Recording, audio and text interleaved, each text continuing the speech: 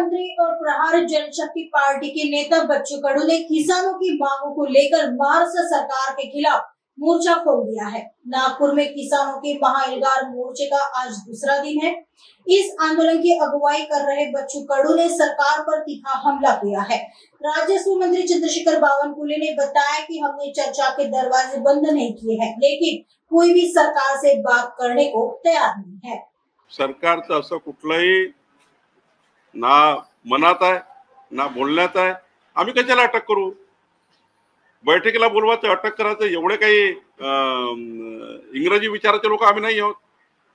हे काही मुघल विचाराचे लोक आहेत का ना? काही लोकशाहीमध्ये सरकारमध्ये असं चालतं का की बैठकीला आला अटक करा? काहीतरी नवीन नवीन फंडे फोडायचे। मला वाटतं याच्यातून बाहेर निघालं पाहिजे आणि चर्चेतून शेतकऱ्याकरता मार्ग काढला पाहिजे।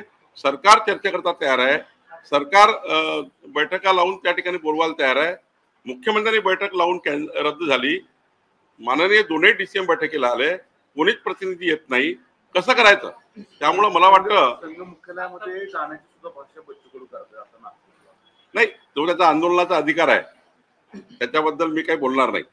पण सरकारकडनं चर्चेचे मार्ग सारे खुले आहेत, शेतकऱ्याकरता चर्चा करायला तयार आहेत। बच्चू कडूला माझी विनंती आहे की चर्चेकरता आलं पाहिजे आणि त्यांनी चर्चेतून हे मार्ग काढले पाहिजे।